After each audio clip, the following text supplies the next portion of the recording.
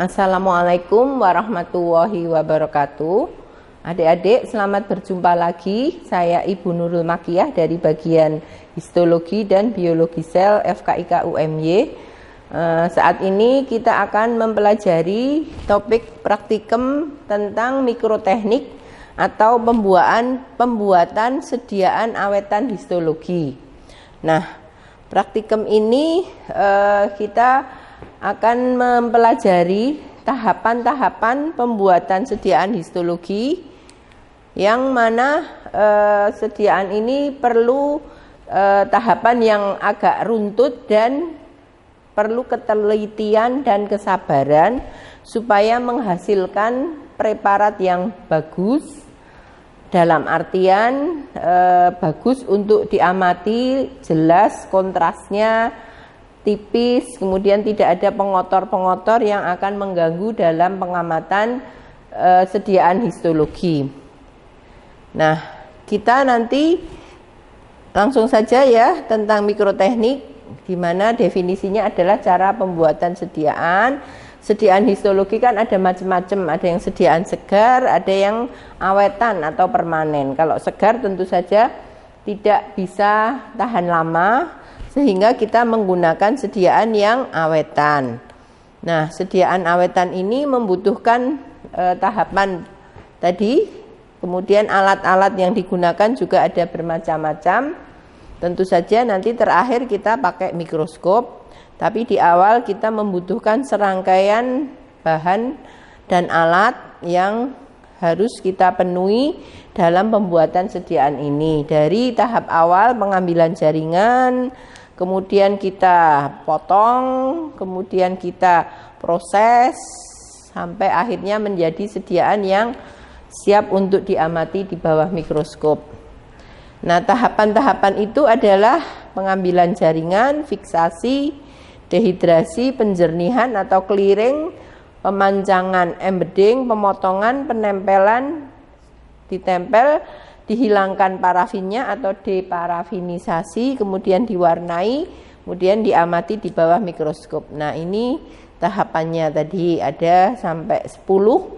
Dari proses hewan ujinya diambil jaringan atau organ apa yang akan kita buat sediaan, kemudian kita awetkan dengan fiksasi. Fiksasi ini membuat jaringan atau organ yang kita amati awet, dalam artian mempertahankan kondisi sesuai dengan jaringan organ di dalam tubuh kita. Kemudian dihilangkan cairannya dengan dehidrasi, dijernihkan karena supaya tembus pandang bisa diamati di bawah mikroskop. Kemudian di embedding, ditaruh di parafin cair dalam rangka untuk kuat, fix ya.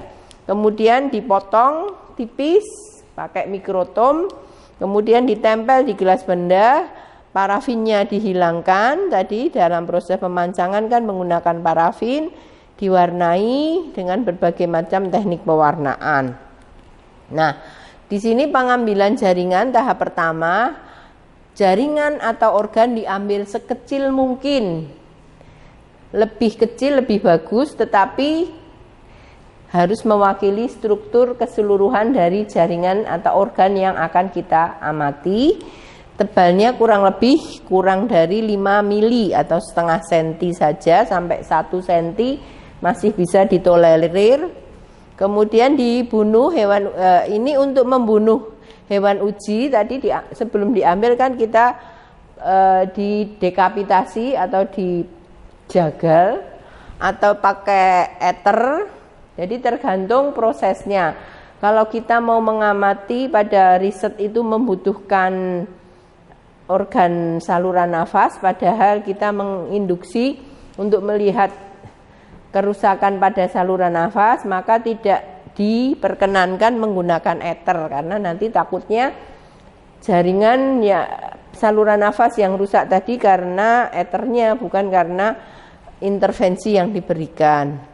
Biasanya yang aman ya dislokasi saja atau pakai killing bottle ini yang diberi kloroform atau ether. Kemudian setelah ambil bagian yang akan diamati, kemudian tadi difiksasi, membuat unsur jaringannya stabil, tahan terhadap perlakuan berikutnya. Nah, fiksasi ini ada berbagai macam reagen yang digunakan, ada yang sederhana, ada yang campuran. Nah, yang sederhana ini menggunakan hanya satu macam zat saja, biasanya formalin atau etanol atau metanol juga bisa. Kemudian ada yang campuran, larutan zinker, larutan heli yang terdiri dari campuran berbagai macam zat. Pastinya mengandung formalin atau etanol atau metanol. Nah, berapa perbandingan volume fiksatif atau zat untuk menfiksasi dengan organnya? Idealnya 1:20 kalinya. Jadi kalau tadi dianggap 1 mili berarti fiksatifnya membutuhkan 20 mili amannya. Kemudian waktu fiksasi ini tergantung pada tebal jaringan, macam fiksatif dan konsistensi dari jaringannya. Kan ada jaringan atau organ itu banyak cairannya. Ada jaringan itu yang padat, isinya kompak, isinya benar-benar jaringan yang masif. Tapi ada yang bagian padat, ada yang bagian yang rongga-rongga seperti itu. Misalnya pada alveolus di paru-paru. Nah, itu biasanya supaya fiksatifnya efektif, kita akan menginjeksi fiksatif ini ke dalam tracheanya supaya masuk ke dalam pulmo. Kemudian dia akan mengembang, kemudian diikat tracheanya supaya fiksatifnya masuk ke dalam sampai ke dalam alveolus, dan nanti pada waktu dipotong alveolusnya nanti kelihatan mengembang. Apabila fiksatifnya tidak bisa masuk menembus sampai ke alveolusnya, nanti preparatnya juga kelihatan nggak bagus kenampakannya. Kemudian setelah difiksasi tadi, intinya fiksasi itu mengawetkan atau membuat jaringan sesuai dengan kondisi di tubuh kita, tubuh hewan ujinya. Kemudian dehidrasi, sesuai namanya kita mengambil cairan, mengambil semua air di dalam jaringan dan membersihkan sisa-sisa fiksatif supaya tidak terbentuk adanya bongkahan es pada jaringan di tahap atau di proses berikutnya. Nah, dehidrasi ini menggunakan etanol bertingkat dari konsentrasi rendah ke konsentrasi 100%. Kemudian waktunya juga tergantung volume jaringan, biasanya 6 sampai 24 jam. Jadi dehidrasi ini bertingkat, tadi alkohol 70, 80, 90, kemudian alkohol absolut 2 kali. Tadi tujuannya sudah jelas. Setelah dehidrasi, kemudian tahap berikutnya adalah clearing atau menjernihkan. Kalau dehidrasi tadi mengeluarkan air dalam jaringan sehingga pada waktu proses embedding ini parafin dapat menyusup ke dalam jaringan secara sempurna. Kalau clearing itu menggantikan alkohol dalam proses dehidrasi tadi atau aseton dengan larutan yang dapat melarutkan lilin atau parafin yang nanti digunakan dalam proses embedding. Nah, dehidrasi ini tadi penjelasannya, kalau clearing agen itu alkohol atau aseton di dalam jaringan digantikan oleh silol. Kalau dehidrasi menggunakan alkohol, clearing agen menggunakan silol atau bensol atau pertamak, kayak bahan bakar ya.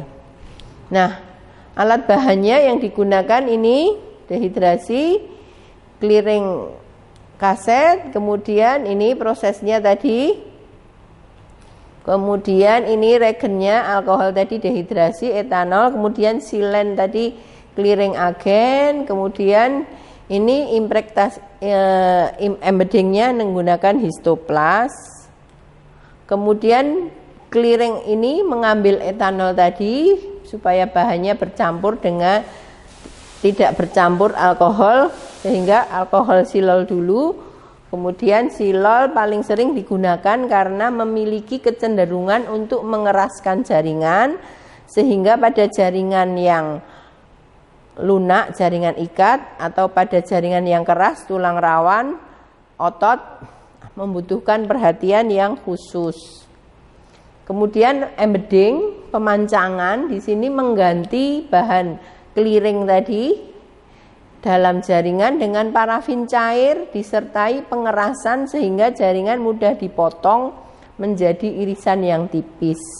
Nah, pada tahap pemancangan ini ada impregnasi atau peresapan parafin masuk ke dalam sela-sela jaringan dan organ yang kita buat preparat sehingga membentuk balok parafin atau blok parafin di sekeliling jaringan.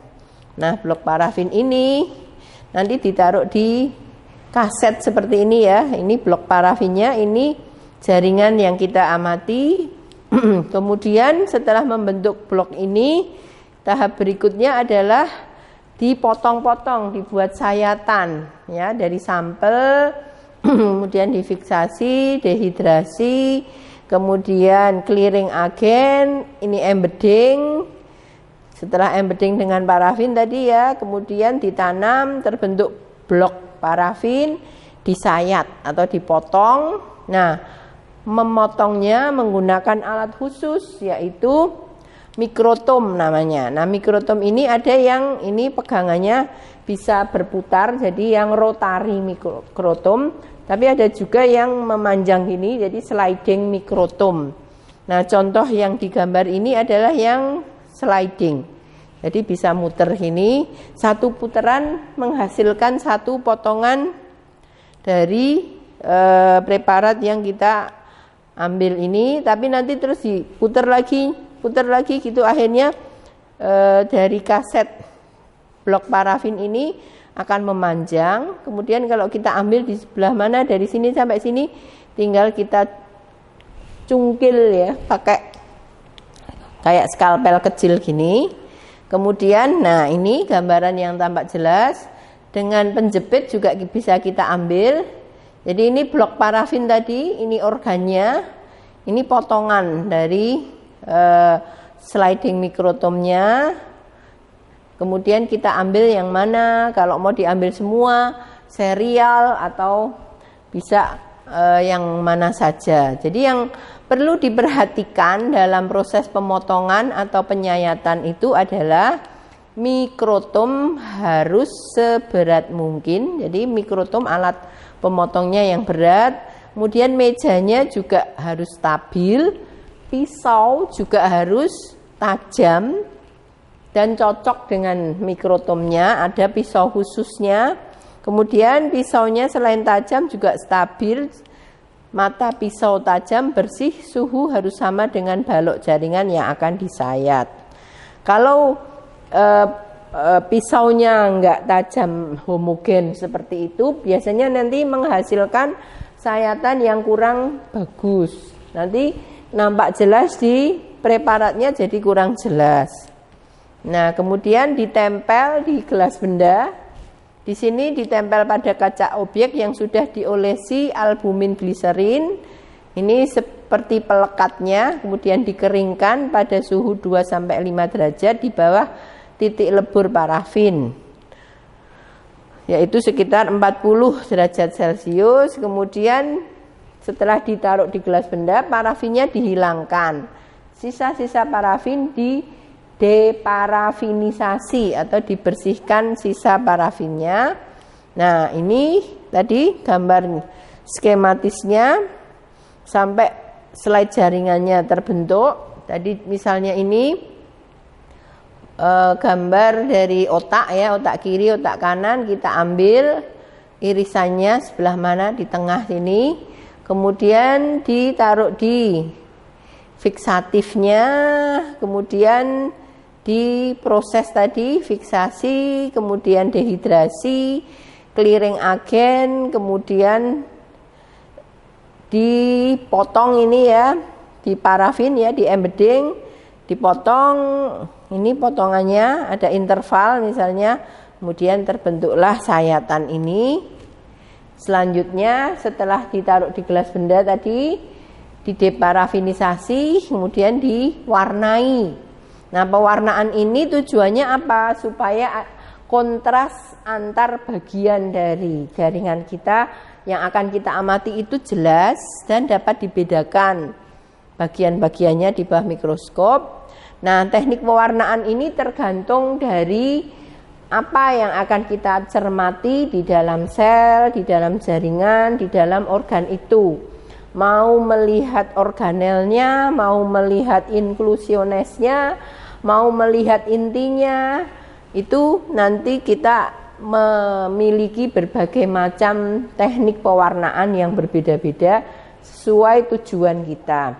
Yang umum digunakan dalam teknik pewarnaan ini adalah pewarnaan hematoksilin eosin atau He. He ini berdasarkan sifat asam basa dari sel yang kita amati. Jadi sel itu intinya bersifat basofil, suka akan zat warna basa. Nah, zat warna basa itu hematoksilinnya. Nanti warna basa ini memberi warna biru dan gradasinya sampai ungu. Sedangkan yang eosin ini sifat asam dari selnya. Ya, nanti akan nampak terpulas berwarna merah muda sampai merah kemerahan seperti itu pada bagian sitoplasma sel. Kemudian dalam pewarnaan ini kita juga membutuhkan, setelah diwarnai tadi perlu didehidrasi lagi, dijernihkan lagi, terus ditutup dengan Kanada balsam, kemudian gelas penutup, maka terbentuklah sediaan yang siap diamati di bawah mikroskop. Jadi tahap pewarnaan tadi setelah silol, kemudian alkohol bertingkat menurun, kemudian pewarnaan hematoksilin, kemudian dicuci dengan air mengalir, kemudian diberi alkohol lagi bertingkat. Kalau dari yang silol tadi, dari alkohol absolut ke rendah, hematoksilin, dicuci air mengalir, alkohol rendah lagi, meningkat sampai alkohol 90%, kemudian diberi eosin, ke alkohol 100% 2 kali, silol, kemudian silol lagi, kemudian diberi entelan atau Kanada balsam, ditutup dengan gelas penutup, maka terbentuklah sediaan yang siap diamati di bawah mikroskop cahaya. Mengapa mikroskop cahaya? Karena mikroskop ini mikroskop yang paling sederhana. Nanti kalian kalau zaman SMA dulu pernah praktikum menggunakan mikroskop, jadi yang lebih hati-hati yang belum pernah, karena mikroskop nanti sediaan itu kaca, mikroskopnya juga nanti ada bagian optiknya yang kalau tidak hati-hati bisa mengenai preparatnya, jadi preparatnya pecah. Nah, ini bagian-bagian mikroskop tidak perlu saya jelaskan lagi ya. Nah, sediaan histologi ini mengapa kok diperlukan? Karena kalau di anatomi kita melihat makroanatominya, melihat struktur kasarnya, tidak perlu di bawah mikroskop. Jadi, gambaran kasarnya seperti ini. Ada bangunannya apa saja, berapa lapis. Tetapi dengan anatomi itu kita tidak bisa melihat detailnya, selnya, jaringannya apa saja, komposisinya bagaimana. Kita bisa melihatnya lebih detail itu dengan sediaan histologi ini. Kita bisa mengamati bentuk sel, ukuran sel, sitoplasma, nukleus, membran, organel dengan pewarnaan yang khusus. Nah, itu tentang mikroteknik. Jadi kita contohkan di sini, kita mau mengamati organ ginjal ini. Bagian mana yang mau kita lihat? Apakah kapsulanya?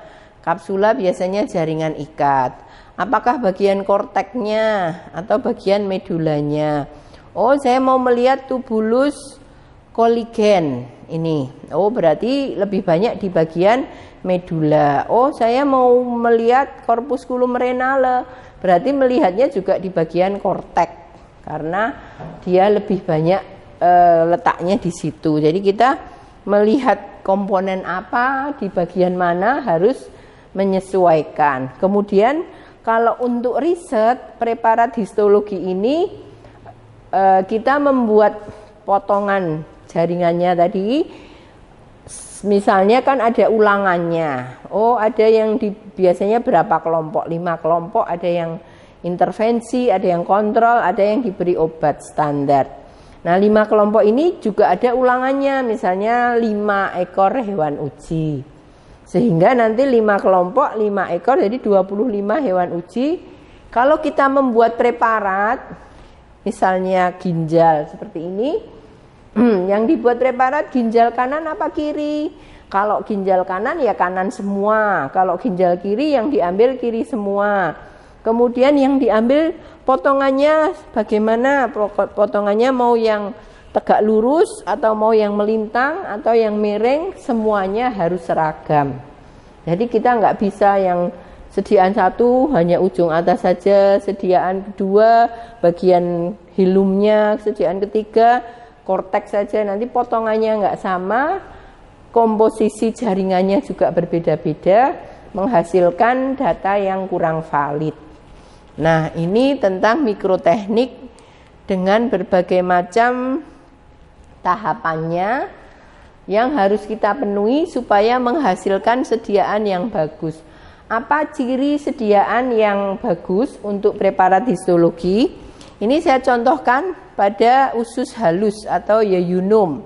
Ini pewarnaan, ini dengan perbesaran lemahnya ya, dengan villi, pelika, kemudian ini lapisan ototnya. Ini tunika mukosa.